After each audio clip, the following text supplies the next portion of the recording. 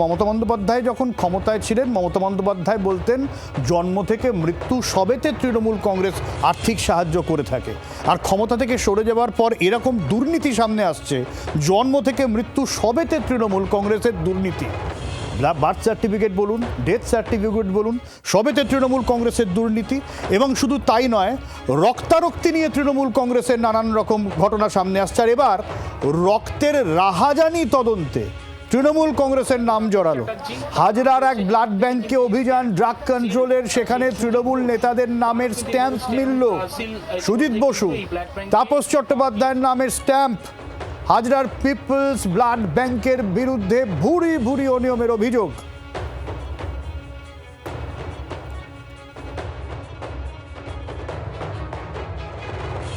আমি একাধিক তৃণমূল নেতার নামে যে স্ট্যাম্প, সুজিত বোস একেবারে তুমি জানো একেবারে প্রাক্তন তৃণমূল কংগ্রেসের বিধায়ক বিধাননগরের, তিনি ব্লাড ব্যাংক ডোনেশন ক্যাম্প করেছিলেন।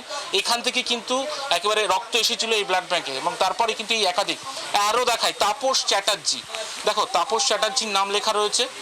তোমার পাশাপাশি একেবারে কুমার সাহার নাম, পাশাপাশি পাশেই একেবারে পিপলস ব্লাড ব্যাংকের পাশে আশুতোষ কলেজের যে ব্লাড ব্যাংক, সেটাও কিন্তু এখানকার শঙ্কর রাউত, ইনি একজন নেতৃত্ব।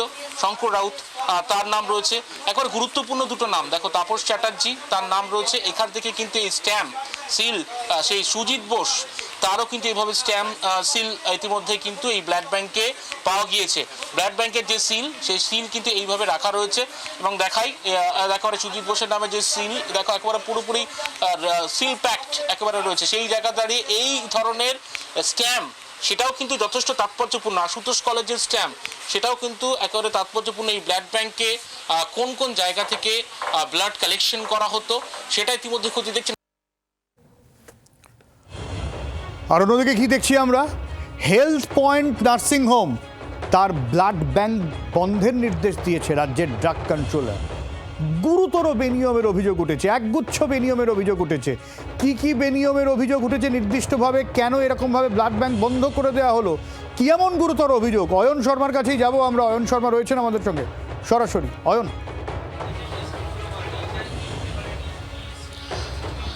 একেবারে দেখো, তুমি তুলে ধরছিলে, তোমার মাধ্যমে করে জি 24 ঘন্টার দর্শকরা দেখছিল যে এই যে ব্লাড ব্যাংক, সেই ব্লাড ব্যাংকে একেবারে স্টেট ব্লাড ট্রান্সফিউশন যে কাউন্সিল, তাদের আধিকারিকরা ইতিমধ্যে তল্লাশি অভিযান চালাচ্ছেন। আমি আরও একটা ছবি দেখাই, যে চাঞ্চল্যকর অভিযোগ হাতে গরম, একেবারে সরাসরি এসে হাতে না হাতে ধরেছেন এই এসবিটিসির আধিকারিকরা। দেখায় আমার হাতে একটি ব্লাড ব্যাগের ছবি রয়েছে, পাউচ। সেই ছবি আবার চিত্র সাংবাদিক বুবাই তুলে ধরছেন। সেই ছবিতে লেখা যাচ্ছে ব্লাড ব্যাগ, একেবারে 350 ml যে ব্লাড ব্যাগ, সেটা কিন্তু পরিষ্কার করে লেখা আছে একেবারে কত ব্লাড নিতে পারেন, অর্থাৎ 350 ml ব্লাড নেওয়া যায় এখানে। এবং ব্লাড নেওয়ার পর এজ বা ব্লাড গ্রুপ থেকে শুরু করে ডেট অফ এক্সপায়ারি সমস্ত কিছু লিখে দেওয়া হয়। এবার এই যে ব্লাড ব্যাগ, সেই ব্লাড ব্যাগে সর্বশেষ একটা বলে রাখি, 350 ml এর জায়গায় 490 ml, কোথাও বা 500 ml রক্ত ব্লাড ডোনেশন ক্যাম্প থেকে আনা হয়েছে, এমনটাই চাঞ্চল্যকর অভিযোগ। যেটা হাতে না হাতে এখানকার যে ফ্রিজার রয়েছে, যেখানে ব্লাড ক্যাম্পে রাখা হয়েছে এবং সেখানে জিনিসপত্রগুলো রাখা হচ্ছে, ব্লাডগুলো স্টোরেজ করে রাখা হচ্ছে, সেখানে গিয়ে দেখেন রীতিমতো চক্ষু চড়ক গাছ। এই 350 ml এর ব্যাগে, যেখানে ইতিমধ্যে একেবারে আধিকারিকরা তারা 490 ml, আবার কোথাও 500 ml এর এইরকম রক্ত তারা ভরে এনেছেন, যেটা কিন্তু ভরা যায় না, একেবারে অনিয়ম। আর যে ছবিটা তুমি তুলে ধরছিলে, যে বিভিন্ন তৃণমূল কংগ্রেসের নেতা তাদের যে ব্লাড ডোনেশন ক্যাম্প হতো, সেখান থেকে সমস্ত সাপোর্ট, সেই সাপোর্ট কিন্তু এই পিপল যে ব্লাড ব্যাংক, সেখান থেকে কিন্তু দেওয়া হতো। কি প্রমাণ দেখাই, ইতিমধ্যে তাপস চ্যাটার্জি রাজারহাটের একজন তৃণমূল কংগ্রেসের নেতা, তার নামের একটি স্ট্যাম্প, সেই স্ট্যাম্প রয়েছে। সুজিত বোস, বিধাননগরের প্রাক্তন তৃণমূল কংগ্রেস বিধায়ক, তার নামের স্ট্যাম্প রয়েছে। শঙ্কর রাউত, তার নামের স্ট্যাম্প। একেবারে কুমার সাহা, তার নামের স্ট্যাম্প। না এই স্ট্যাম্পগুলো দিয়ে কি হতো অয়ন? মানে রক্তের এখানে স্ট্যাম্পগুলো দিয়ে কি করা হতো মেন? দেখো তোমাকে বলে রাখি যে হাতে দেখতে পাচ্ছ সুদীপ বোসের একেবারে নাম রয়েছে, তার যে নামের স্ট্যাম্প, তলায় লেখা রয়েছে ফ্রি, বিনামূল্যে ক্যাম্প। অর্থাৎ তাদের যে রাজনৈতিক নেতারা, নেতৃত্বরা, তারা যে ব্লাড ডোনেশন ক্যাম্প করতো, তাই সেখানে যে সমস্ত সিটিএল স্টাফ অর্থাৎ টেকনিক্যাল স্টাফরা, মেডিকেল টেকনোলজিস্ট, যারা ডাক্তাররা, তারা কিন্তু এই পিপলস যে ব্লাড ব্যাংক সেখান থেকে তারা যেতেন, সাপোর্টটা দিতেন এবং সেখান থেকে রক্ত এখানে আনা হতো। আনার জন্য পর এখন সেই যে সার্টিফিকেট, যারা রক্তদাতা তাদের যে সার্টিফিকেটে স্ট্যাম্পগুলো দেওয়া হতো। অর্থাৎ না মানে অয়ন ব্যাপারটা আমি বোঝার চেষ্টা করছি। মানে ধরা যাক কোনো তৃণমূল নেতা সেই সময় একটা ব্লাড ব্যাংকের মানে রক্ত শিবিরের আয়োজন করলেন, ভালো কথা, সৎ উদ্যোগ। আমি সৎ মনে সেখানে সমাজের উপকার করবো বলে রক্ত দিয়েছিলাম, অথচ সেই টাকা চলে গেল দুর্নীতিতে। কিছু টাকা ঢুকলো তৃণমূল নেতাদের পকেটে, সেই আবার কিছু টাকা এই ব্লাড ব্যাংক মানে লুটে নিল। আমার রক্ত যেটা আমি ভালো কাজে দিয়েছিলাম তাই নিয়ে রাহাজানি চললো, তাই তো?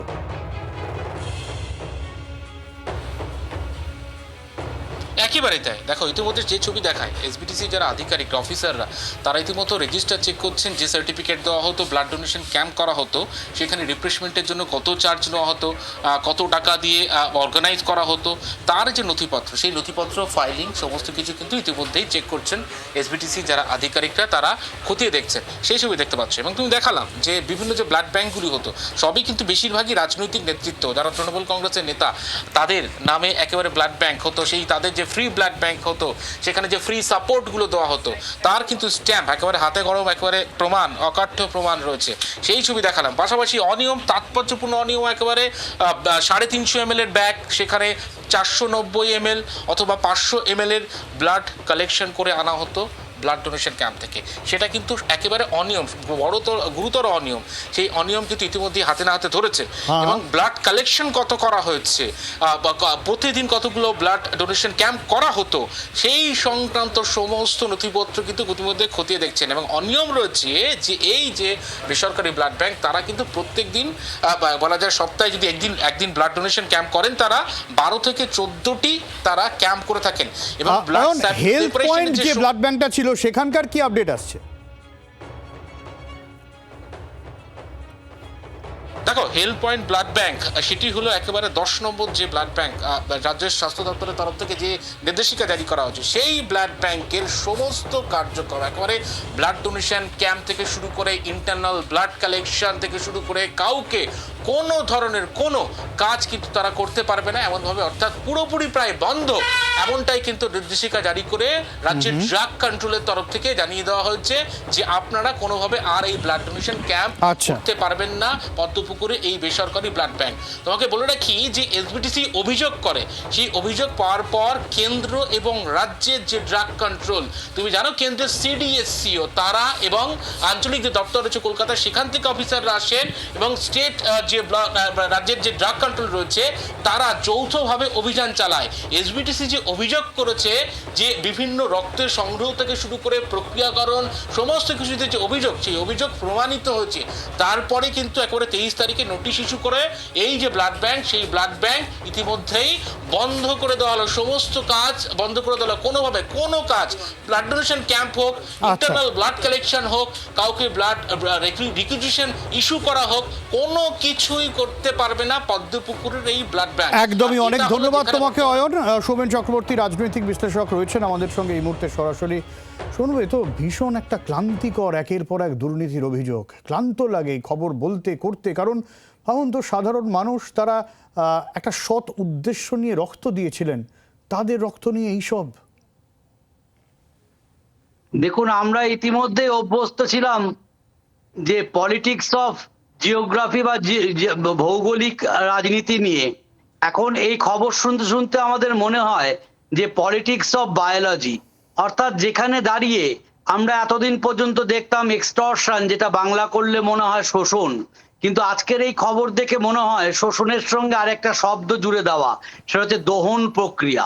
অর্থাৎ দহন প্রক্রিয়ায় যেমন আমরা দেখি অসৎ গোয়ালা একটা কাঠের বাছুরকে সামনে রেখে তার মা থেকে দুধ নিঃসরণ করেন, সেই যে তার এথিক্স, অর্থাৎ দুধ নিঃসরণের একটা কিন্তু নৈতিকতা, মূল্যবোধ থাকে মানুষকে মানুষ হিসাবে সমাজে থাকার। অর্থাৎ এই যে স্বেচ্ছাগতভাবে আমরা ব্লাড ডোনেট করি, সেগুলোকেও কিভাবে আমাদের যে সামাজিক নৈতিকতাকে পদদলিত করে এরম দুর্নীতির জালে ফেলে দেওয়া হয়েছে, এটা ভয়ানক। এবং সবচেয়ে বড় ভয়ানক হচ্ছে এর উত্তরাধিকার হিসাবে কত জায়গায় যে এই রকমের বীজ বপন করেছে, ঠিক। সেটা হয়তো আগামী কয়েক প্রজন্ম ধরে আমাদের এর ভুগতে হবে। একদমই। এবং আমি তো বলবো এই ধরনের ঘটনা হচ্ছে, এরা হচ্ছে পলিটিক্যাল ড্রাকুলা। আমরা ছোটবেলায় ব্রাম স্টোকারের কাউন্ট ড্রাকুলার গল্প পড়েছিলাম। এই পলিটিক্যাল ড্রাকুলাদের দৌরাত্ম্য চলেছে সাধারণ মানুষের রক্ত নিয়ে, সাধারণ সৎ উদ্দেশ্যের রক্তদান শিবিরগুলোকে এরা দুর্নীতির আখড়া বাড়িয়েছে। বাংলার আওয়াজ, বাঙালির আবেগ, জি 24 ঘন্টা।